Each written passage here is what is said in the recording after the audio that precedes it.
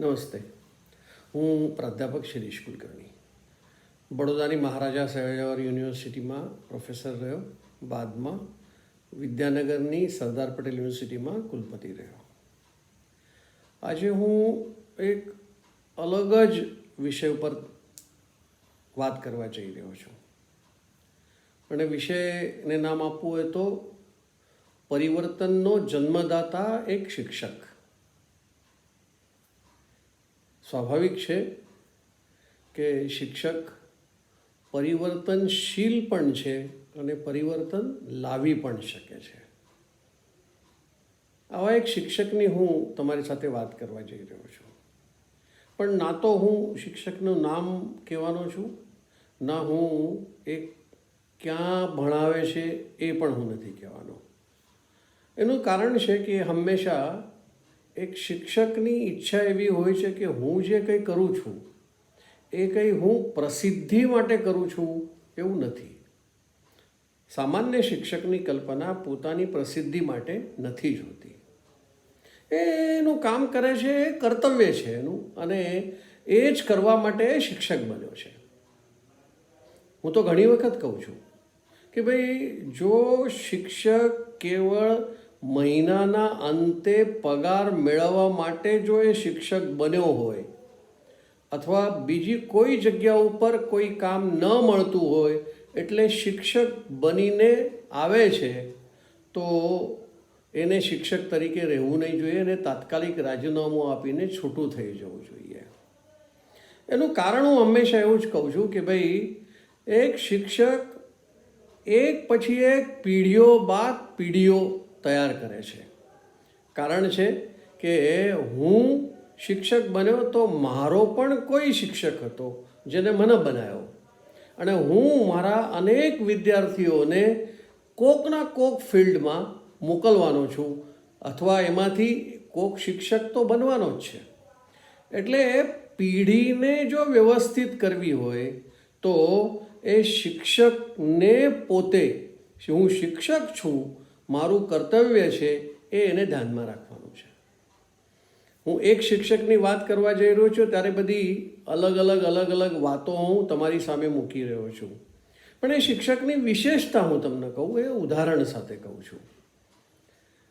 એના 11-12માની સ્કૂલ હતી, એમાં નીચેની સ્કૂલ પણ હતી. વિદ્યાર્થી પોતાના જન્મદિવસે મા બાપ પાસેથી ચોકલેટ લઈ આવે અને આખા ક્લાસમાં એ ચોકલેટને વહેંચે છે. આ રોજબરોજનું છે, કેમ કે આજે 60, 70, 80 વિદ્યાર્થીઓ બેઠા હોય ત્યારે કોકના કોકનો બર્થડે લગભગ રોજે આવે છે, અને આ શિક્ષક જોતો હતો. એને આ કંઈ ઠીક નહીં લાગ્યું, એટલે એને એક દિવસ બધા વાલીઓને ભેગા કર્યા અને વાલીઓને કીધું કે ભાઈ, તમે તમારા પુત્ર પુત્રીને એના જન્મદિવસની શુભેચ્છા માટે એક ચોકલેટ બધા મિત્રોને આપે, એનો ખર્ચ જો તમે બીજી રીતે કરો તો એ સમાજને કેટલો ફાયદારૂપ થઈ શકે છે એનો વિચાર કરો. તો બધાએ કીધું કે ભાઈ, એટલે શું કરવાનું? તો કે આ ચોકલેટ બંધ કરવી જોઈએ, કેમ કે ચોકલેટ આમ પણ શરીર માટે કંઈ સ્વાસ્થ્ય માટે સારી છે એવું તો છે જ નહીં. પણ એની જગ્યા ઉપર તમે ચોકલેટો બધા વિદ્યાર્થીઓને વેચતા જેટલા પૈસા થાય છે એટલા પૈસાનું અનાજ, એ કદાચ ઘઉં હોઈ શકે, ચોખા હોઈ શકે, દાળ હોઈ શકે, જુવાર હોઈ શકે, બાજરી હોઈ શકે, એ એટલી કિંમતનું, ચોકલેટની કિંમત જેટલું અનાજ તમે મને આપો.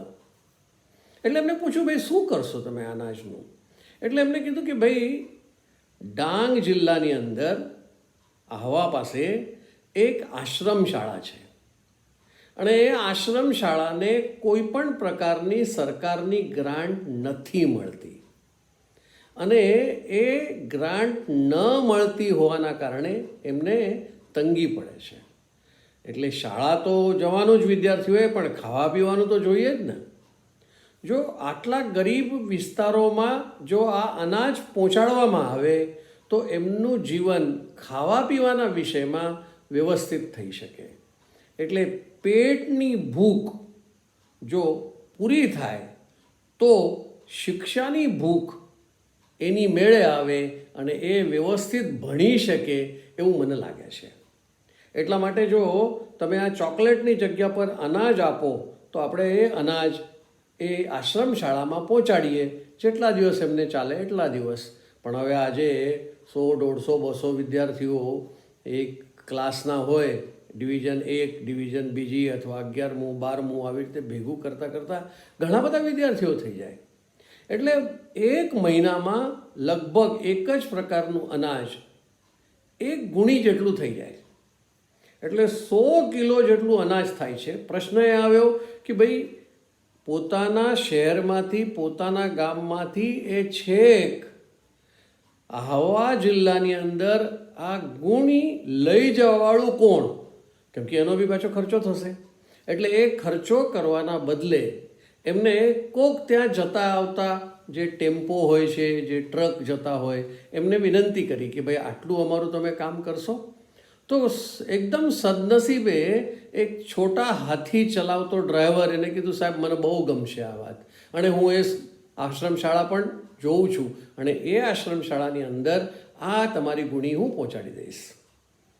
એટલે એ ગુણી ત્યાં પહોંચી. એનો અર્થ એવો થયો કે એક ગુણીમાં જેટલું અનાજ મળ્યું છે એમાંથી જેટલું ખાવા પીવાનું આ વિદ્યાર્થીઓ માટે થતું હશે એ વિદ્યાર્થીઓને એમની ભૂખ મટે એના માટેની આ વ્યવસ્થા આ શિક્ષકે કરી. અને આ એક પરિવર્તનનું કામ છે. એમને ચોકલેટમાંથી જે આશ્રમ શાળા વનવાસી વિસ્તારમાં, આદિવાસી વિસ્તારમાં રહેતા વિદ્યાર્થીઓ, ભણતા વિદ્યાર્થીઓ, એમના માટે આ વ્યવસ્થા કરી હોય તો કેટલું અનુકૂળ, કેટલું વ્યવસ્થિત અને કેટલો સારો વિચાર છે, પરિવર્તનશીલનો વિચાર છે. એટલે આવા શિક્ષકોની આ સમાજમાં, આ દેશમાં, આ વિશ્વમાં ખૂબ આવશ્યક છે. એટલે આવી એક આપણે પરિવર્તનનો જન્મદાતા એક શિક્ષક, આવી એક સિરીઝ થોડી ઘણી આપણે ચલાવીશું. આજે આટલી જ વાત કરીને હું મારી વાણીને વિરામ આપું છું. આભાર.